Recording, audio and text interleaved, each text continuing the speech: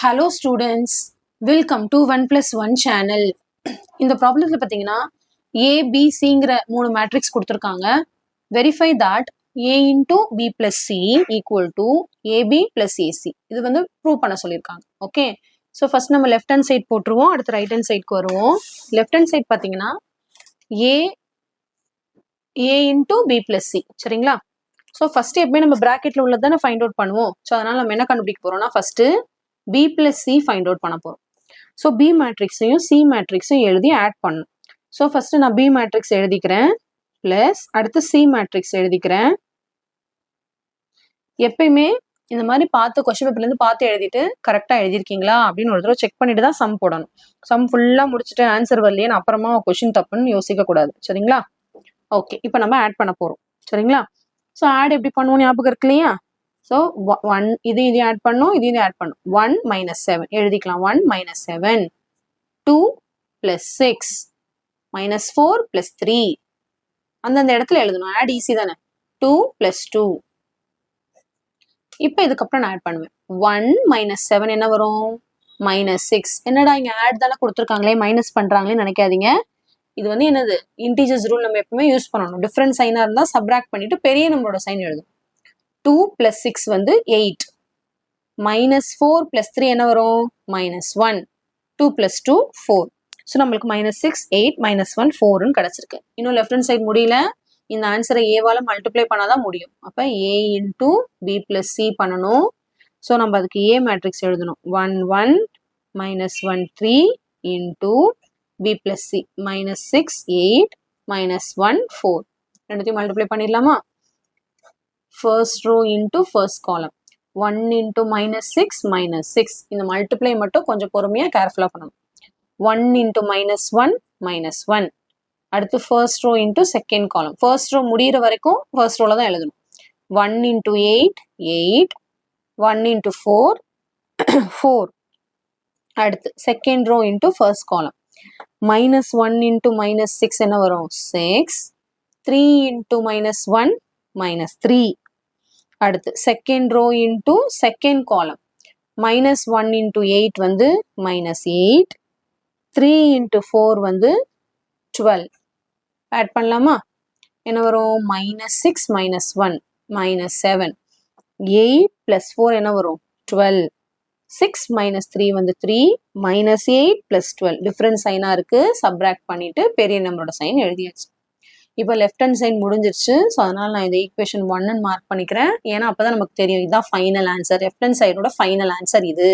அதே மாதிரி right hand சைடோட ஃபைனல் ஆன்சரை 2ன்னு மார்க் பண்ணுவேன். அப்பதான் 1ஐயும் 2ஐயும் நம்மளுக்கு கம்பேர் பண்ண ஈஸியா இருக்கும். ஏன்னா தெரியாம இதை பார்த்துட்டீங்கன்னா அதனாலதான் லெஃப்ட் ஹேண்ட் சைடோட ஃபைனல் ஆன்சர் இது. இப்போ நம்ம ரைட் ஹேண்ட் சைடுக்கு போக போறோம். ரைட் ஹேண்ட் சைட் பார்த்தீங்கன்னா AB plus AC. ஸோ இதே மாதிரி தான் ஃபர்ஸ்ட் நம்ம வந்து ஏபி கண்டுபிடிக்க போறோம். ஏபினா ஏ இன்டூ பி, ஏவையும் பியையும் மல்டிப்ளை பண்ண போறோம். ஸோ ஏவை எழுதிக்கலாம். 1 1 minus 1 3. பி வந்து 1 2 minus 4 2. மல்டிப்ளை பண்ணலாமா? So first row into first column. First row into first column. 1 1s are 1. 1 into minus 4 minus 4.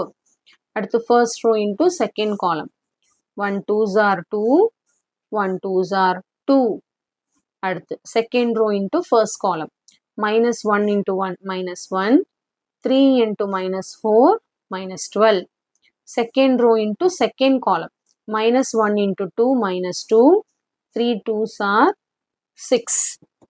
Okay, இப்போ நம்ம இதை வந்து சிம்பிளிஃபை பண்ண போறோம். என்ன வரும்னு பார்த்தீங்கன்னா 1 minus 4 வந்து minus 3. 2 plus 2 4. minus 1 minus 12 same China இருக்கு, ஆட் பண்ணிட்டு அதே சைன் எழுதணும். minus 13. minus 2 plus 6 difference China இருக்கு, சப்ராக்ட் பண்ணிட்டு பெரிய நம்பரோட சைன் எழுதிட்டேன். இன்னும் ரைட் ஹேண்ட் சைடு முடியல, இது மட்டும் தான் கண்டுபிடிச்சிருக்கேன். இன்னும் ஏசி கண்டுபிடிச்சிட்டு ஃபைனலா ரெண்டுத்தையும் ஆட் பண்ணாதான் ரைட் ஹேண்ட் சைடு முடியும். ஸோ நெக்ஸ்ட் இப்போ ஏசி கண்டுபிடிக்க போறோம். ஏங்கிற மேட்ரிக்ஸையும் சிங்கிற மேட்ரிக்ஸையும் மல்டிப்ளை பண்ணும். ஸோ ஏங்கிற மேட்ரிக்ஸ் எழுதியாச்சு, சரிங்களா? தப்பு பண்ணிட்டோம், இங்க 1 1 வரும். ஓகே, அடுத்து சி மேட்ரிக்ஸ். சி மேட்ரிக்ஸ் வந்து minus 7 6 3 2. பார்த்து எழுதும் போதே நிறைய ஸ்டூடெண்ட்ஸ் வந்து மார்க் லூஸ் பண்ணியிருக்காங்க. அதனால பார்த்து எழுதும் போது கொஸ்டின் கரெக்டாக காப்பி பண்ணணும். இந்த கான்செப்டை மறந்துடாதீங்க. Okay, so first row into first column. So என்ன வரும்? 1 into -7 -7, 1 into 3 plus 3. அடுத்து first row into second column. 1 into 6 6, 1 into 2 2. அடுத்து second row into first column. -1 into -7. minus and minus into plus ஆயிரும் 7. 3 3s are 9. அடுத்து second row into second column. -1 into 6 வந்து -6. 3 into 2 plus 6. இப்போ என்ன வரும் பாருங்க? -7 plus 3. Different சைனாக இருக்குது. சப்ராக்ட் பண்ணிவிட்டு பெரிய நம்பரோட சைன் எழுதிட்டேன். அடுத்து 6 plus 2 8. 7 plus 9 வந்து 16. -6 plus 6 கேன்சல் ஆயிரும் 0. இன்னும் வந்து ரைட் ஹேண்ட் சைடு முடியல. ரெண்டுத்தையும் ஆட் பண்ணாதான் முடியும். ஏபியையும் ஏசியையும். So AB plus AC. AB matrix எழுதிக்கிறோம். -3 4 -13 4. சரிங்களா? அடுத்து வந்து plus AC matrix. AC matrix என்னது? -4 8 16 0. எழுதியாச்சா? இப்போ ரெண்டுத்தையும் ஆட் பண்ண போகிறோம்.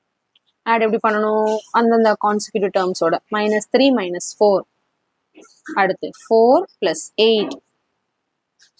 -13 + 16. 4 + 0.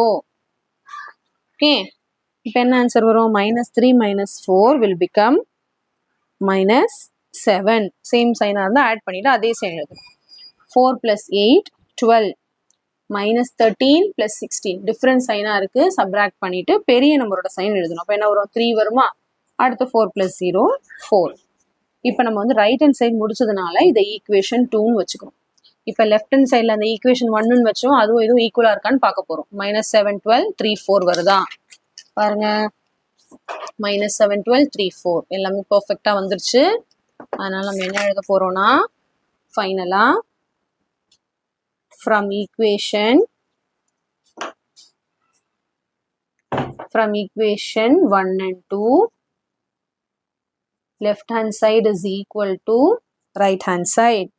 அப்போ என்ன வரும்? அந்த கொஸ்டின் அப்படியே எழுதிடும். A into B plus C equal to AB plus AC. Hence verified. சரிங்களா? சிம்பிள் தான். சம்மு லென்த்தியாக இருக்கலாம் பார்க்காதீங்க. மேட்ரிக்ஸ் மாதிரி ஈஸியான சாப்டரே கிடையாது.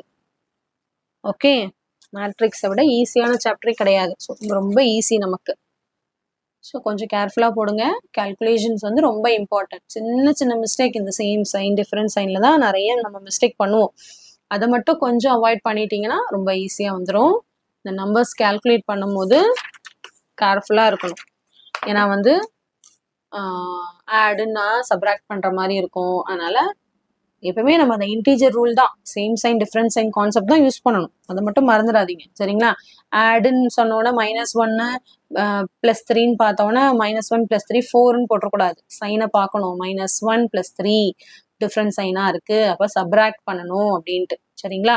ஸோ இந்த கான்செப்ட்ஸ்லாம் நமக்கு தெரிஞ்சால் மட்டும்தான் இந்த மேட்ரிக்ஸ் சாப்டர் வந்து நம்ம ஈஸியாக மார்க்ஸ் ஸ்கோர் பண்ண முடியும். ஓகே, ஸோ கண்டிப்பாக இந்த சம் நல்லா உங்களுக்கு கிளியராக அண்டர்ஸ்டாண்ட் ஆயிருக்கும்னு நினைக்கிறேன்.